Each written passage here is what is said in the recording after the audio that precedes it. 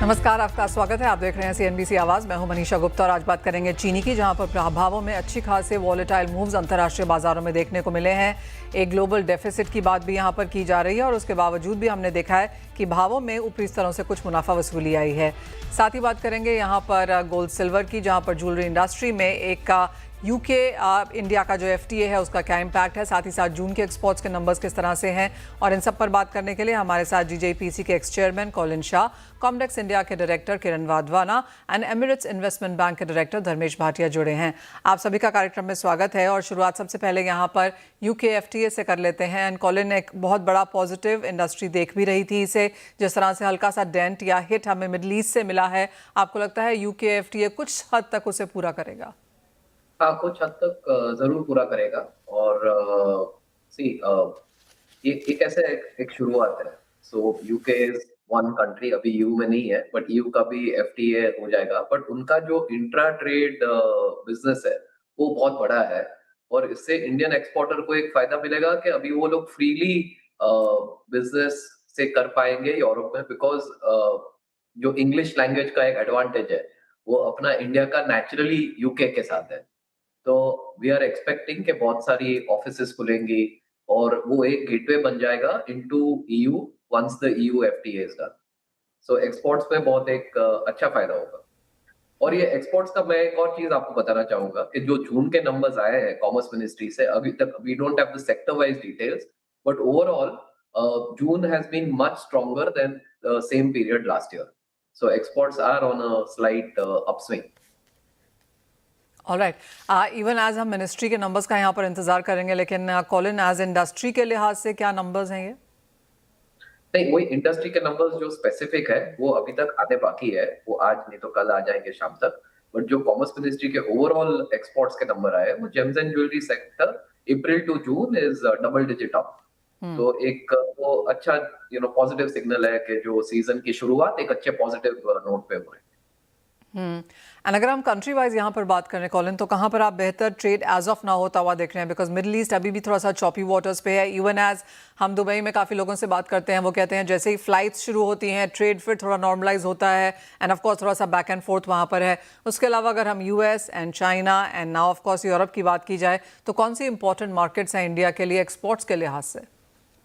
जो main stay है वो यूएस ही रहा है बहुत सालों से, और ये साल भी यूएस ही है, बिकॉज वहां पे मींस बहुत पॉजिटिविटी है। टू बी ऑनेस्ट, उनका stock market all time high पे है। इनकम टैक्स रेट्स जो कट हुए हैं, and plus all the FDI coming from all over the world into America, तो इससे जेम्स एंड ज्वेलरी सेक्टर को वहां पे बहुत अच्छा बूस्ट मिला है। और इंडिया को, because we have the largest share, अच्छा बूस्ट मिला है। एक आई वुड से वरी है सारे ट्रेड की, इज ये वापस टैरिफ की बातें जो चालू हुई है बिकॉज ऑफ रशिया। सो हम लोग उम्मीद कर रहे हैं कि एटलीस्ट सीजन टाइम और कोई डिसरप्शन ना आए, तो ये अच्छा साल रहेगा इंडिया का एक्सपोर्ट्स यूएस के लिए। और जो गल्फ में जो आई वुड से ड्रॉप आया है लास्ट 6 महीने से, that more will be made up in the US. So Europe study रहेगा, चाइना स्टडी रहेगा, बट यूएस में जो ये बूस्ट आया है डिमांड का, उससे जो हमारा शॉर्टफॉल है गल्फ में के और भी कोई भी देश में, वो मेकअप हो जाएगा, अगर टैरिफ का कुछ नया किस्सा चालू ना होए तो। हाँ, फाइनेंशियल ईयर की अच्छी हुई है, इसी तरह चलता रहा तो काफ़ी बेहतर देखने को मिलेगा आगे जाकर। ऑफ कोर्स फेस्टिवल्स वगैरह भी हैं। ओवरऑल कॉलिन, अगर हम प्राइसेस की भी यहाँ पर बात करें तो कुछ स्टेबिलिटी अब यहाँ पर गोल्ड सिल्वर में आनी शुरू हुई है। अपनी रेंज के निचले स्तरों पर डायमंड प्राइसेस हम लास्ट टाइम भी, जैसे आपने हमें कहा था, कि स्टेबलाइज होते हुए नजर आए हैं। तो ओवरऑल अगर हम gold, silver, studded, colour gems यहाँ पर अक्रॉस सेगमेंट पूरा देखें, कहाँ पर एक बेहतर मूवमेंट होती हुई नजर आ रही है? सी, गोल्ड इज गोल्ड। तो जो प्लेन गोल्ड की ज्वेलरी है, तो वॉल्यूम ड्रॉप हुआ है compare to last year, because जो प्राइस का एक राइज आया और फिर 20% रिडक्शन आया, but still overall it is higher than where it use to be. मगर ये अगर 1.25 लाख के रेंज में जैसे अभी है, वहां पे रहा, तो ट्रेड की ऐसी उम्मीद है कि जो हमारा IIJ शो, जैसे आपको भी मालूम है, अगस्त है, और वो एक शुरुआत होती है सीजन की, बिकॉज वहां पे B2B बिजनेस ट्रांजैक्ट होता है और सारे रिटेलर अपने दिवाली का ऑर्डर तभी कंफर्म करते हैं। तो ये टाइम उम्मीद सब मैन्युफैक्चरर्स और होलसेलर्स की है कि एक बम्पर IIJS रहेगा। बिकॉज गोल्ड रेट जब भी ऐसे डाउन जाता है और अप्रैल में जून में सबने बाइंग थोड़ी कम की है compare to their overall appetite, तो बहुत अच्छा रहेगा।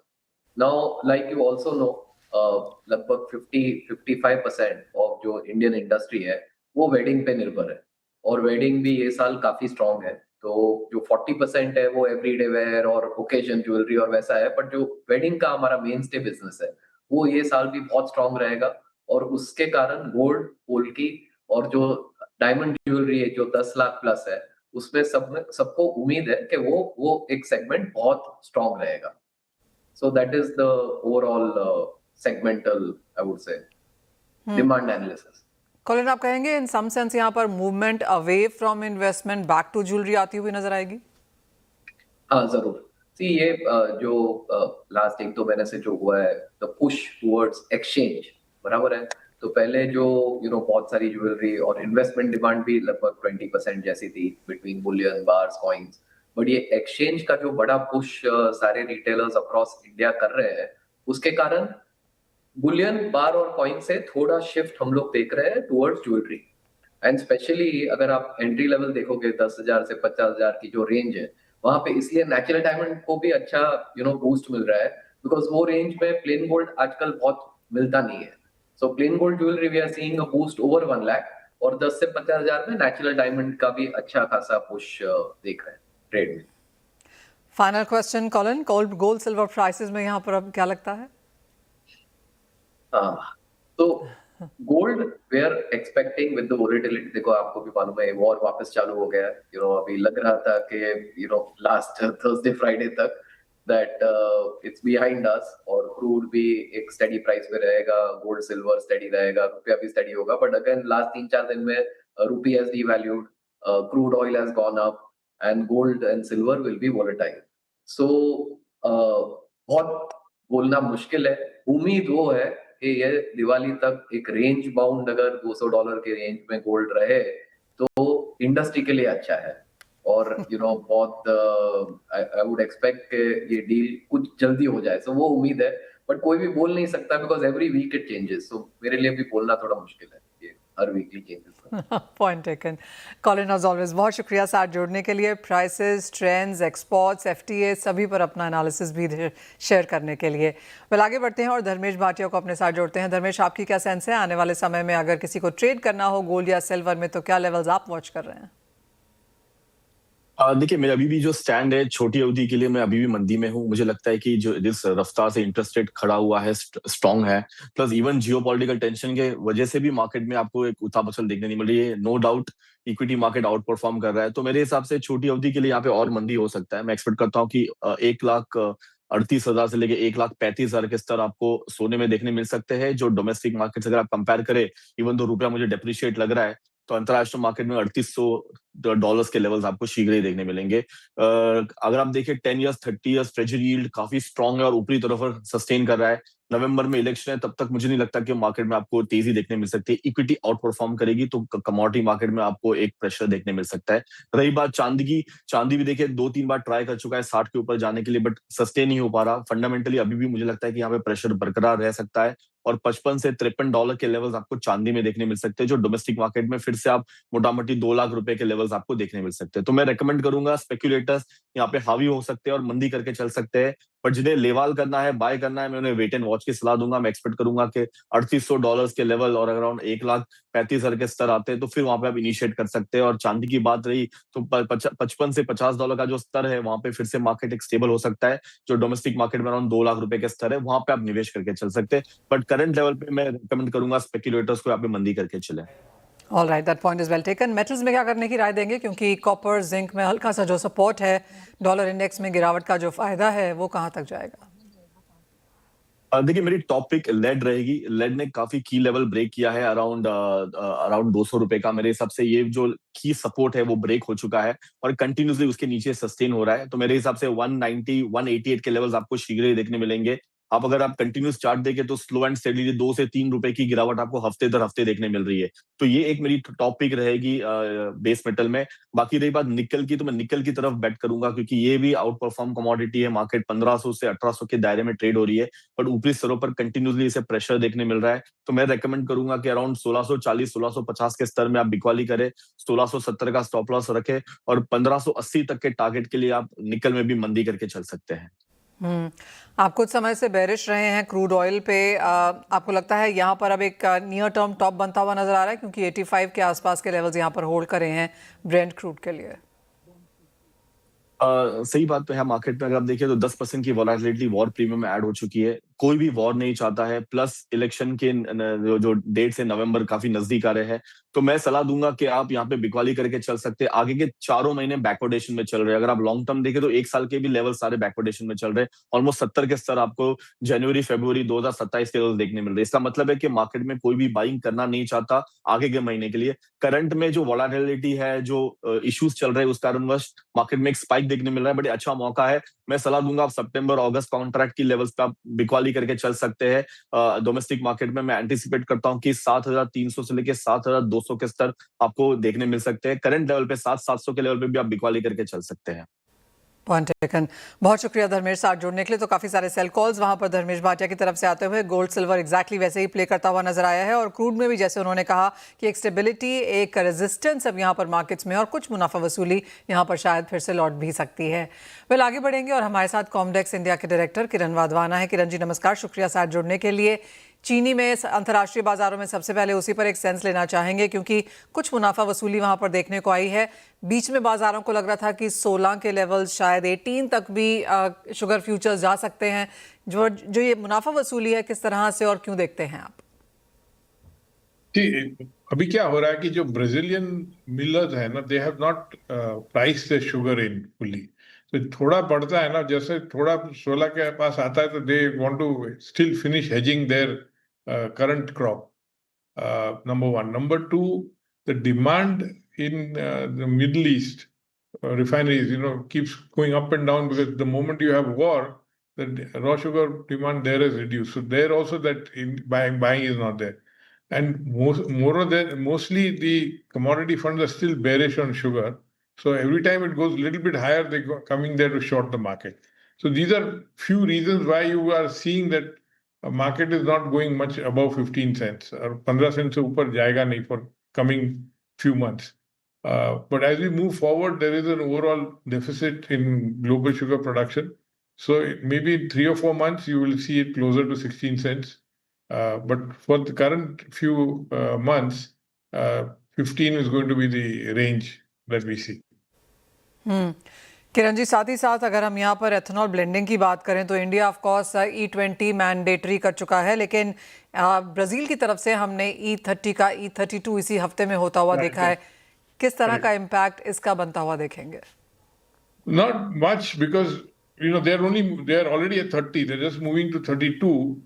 Number one. Number two, ethanol in Brazil is an open market. So you have corn ethanol, which is increased production there. So depending on, it's not going to impact sugar. That 32% extra may not impact sugar that much. It will probably it'll get distributed between sugar and corn, because corn is a big crop there. So that's the other reason why the impact is not going to be significant. The only time it can become significant is if the crude prices go up and the price of ethanol goes up in Brazil. So diversion to ethanol would then go up. So अभी नहीं दिख रहा है, क्योंकि वहां भी election है नवंबर में, so they are trying to make sure कि पेट्रोल के प्राइसेस कंट्रोल में रहे। ऑलराइट। साथ ही साथ अगर हम इंडियन मार्केट्स की यहाँ पर बात करें तो सिर्फ इंडिया ही नहीं, एल निनो का जो असर है वो शायद हम ब्राज़ील पे, थाईलैंड पे, इंडिया पे, जो तीनों मेजर प्रोड्यूसर मार्केट्स हैं, शायद तीनों ही जगह आता हुआ देखें। आपको लगता है आगे चलकर किसी ना किसी समय, डिपेंडिंग ऑन बारिश कैसी रहती है, एल निनो किस तरह से डेवलप होता है, वो भी एक प्रीमियम शायद प्राइसेस में आएगा? Yes, definitely, but not immediately. That अभी in the domestic market, we are coming to the end of the crop year, तो थोड़ा बहुत firmness है, But once the new season starts, it will probably, November onwards, you'll see slight downfall in the prices. But a lot again will depend, the 26, 27 crop may depend ye hoga ki what is going to happen the monsoon the next 2 months. So that is the thing. But if the monsoon is weak, the impact will be much more severe in the year 27, 28 because we lower planting and it will be a smaller crop. But that we will only get a better sense only in January, February of 2027. Immediately, though, we are only looking at 26, 27. That looks pretty okay, assuming that we'll have slightly better rains in August, September. But a lot will depend on what happens August, September. साथ ही साथ एक और important चीज़ है वो of course जिस तरह के हमने नंबर्स यहाँ पर आते हुए देखे हैं ग्लोबल डेफिसिट के लिहाज से लास्ट ईयर सरप्लस था, लेकिन अगर इस साल की बात की जाए तो इंटरनेशनल शुगर ऑर्गेनाइजेशन, ज़ानिका, स्टोनेक्स सबकी तरफ से हमने डेफिसिट के नंबर्स बनते हुए देखे हैं एनीवेयर बिटवीन 100,000 टू 500,000 के बीच में। आपको क्या लगता है कि स्थिति के साथ अब हम 2026-27 के सीजन में जा रहे हैं? The deficits everybody is talking are very small in the overall production numbers or consumption numbers. In 180 million ton consumption, 500,000 deficit is neither here nor there, and can be easily made up because also on the other end, consumption in some markets is going down, especially in the US and Europe. So because of that, and deficit of 500,000 tons is neither here nor there. So that is there, but it only has a slightly sentimental issue going forward. That's how I see it. So it's not going to be significant now, but going, the El Nino now is going to impact 27, 28 more than 26, 27. Kiran ji, साथ ही साथ अगर Indian markets की यहाँ पर बात की जाए तो एथेनॉल, जो sugar cane juice made ethanol है या sugar prices for that matter हैं, वो प्राइस रिविजन्स यहाँ पर काफ़ी समय से नहीं हुए हैं एक का। और दूसरी चीज़ जो शुगर इंडस्ट्री के लिए है वो ये कि ग्रेन बेस्ड एथेनॉल में यहाँ पर ज़ोरदार तेज़ी देखने को मिली है और शुगर ने एक काइंड ऑफ बैक स्टेप यहाँ पर लिया है। कैसे कि पूरा सिनेरियो देखते हैं? But now looking immediately for the next year, we have to understand whether government is going to increase the ethanol price or not. If assuming that the ethanol prices are the same, we would reduce sugar from diversion from sugar, ethanol diversion from sugar, because sugar is right now for the current year is about 28%, and this could go down to even 10% because sugar prices are going to be firm. And if you don't raise ethanol price, people will be reluctant to move from sugar, divert sugar to ethanol. So sugar might take a backseat for even a bigger backseat going forward, unless government changes ethanol prices, which I don't see them at this stage doing anything. So this is how I see it. Next year, this year we would finish ethanol diversion at 2.7 to 2.9. Next year it could come down to 1 or even 1 to 1.5. So that we have to see, assuming the prices, ethanol prices don't change. Point taken. Mister Kiran Wadhwana, बहुत शुक्रिया हमारे साथ आज यहाँ पर जुड़ने के लिए और पूरा का पूरा शुगर एंड एथेनॉल पर अपना एनालिसिस भी शेयर करने के लिए। वेल, इसी के साथ एक ब्रेक का भी समय है, लौटेंगे और लेकर आएंगे बॉन्ड स्ट्रीट।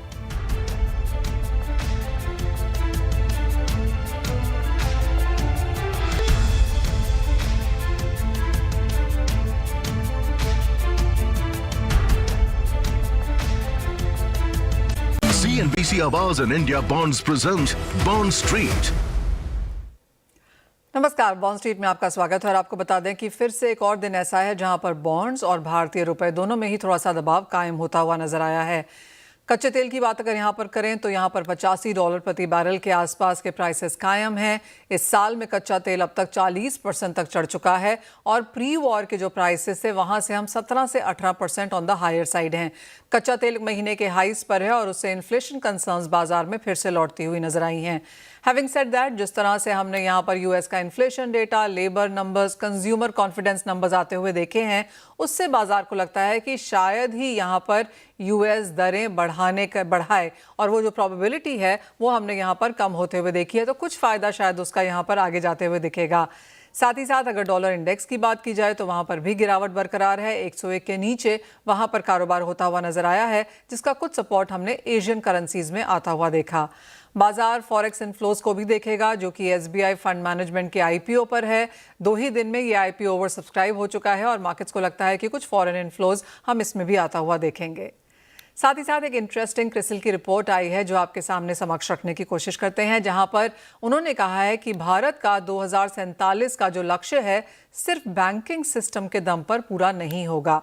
भारत का 2047 में 30 लाख करोड़ की जो इकोनॉमी बनने का लक्ष्य है, उसके लिए यहाँ पर बॉन्ड मार्केट्स का काफ़ी सपोर्ट लगेगा। FY27 और 31 के दौरान कंपनियों को डेट फंडिंग की ज़रूरत भी पड़ेगी और जो ओवरऑल हमारी मार्केट्स हैं 130 से 140 लाख करोड़ के डेट फंडिंग की यहाँ पर ज़रूरत पड़ सकती है। 2047 तक भारत का जो नॉन सेवरेन डेट का GDP का हिस्सा है वो एज ऑफ नाउ 84% है, जो कि बढ़कर 150% हो सकता है 2047 तक। और इसमें टोटली कॉर्पोरेट बॉन्ड्स, सिक्योरिटाइजेशन और साथ ही साथ म्युनिसिपल बॉन्ड्स की भूमिका और जो इनका साथ है वो इस बाजार को यहाँ पर लगता हुआ नजर आएगा। और फाइनली आपको बता दें कि जो प्राइवेट इशुएंसेस हैं आज के दिन के लिए, जहां पर जो कंपनीज बिडिंग कर रही हैं, उसमें सबसे पहले HDB फाइनेंशियल है। 5 बिलियन रुपए के लिए ये आज बाजार में मौजूद हैं, जुटाना चाहते हैं और ये बॉन्ड्स लेकर आए हैं 2031 की मैच्योरिटी वाले। और TVS मोटर बाजार में है, ये 5 बिलियन जुटाना चाहते हैं। 17 जुलाई 2029 की मैच्योरिटी वाले बॉन्ड्स के साथ ये बाजार में आज बिड्स देख रहे हैं। CNBC Awaaz and India Bonds present Bond Street.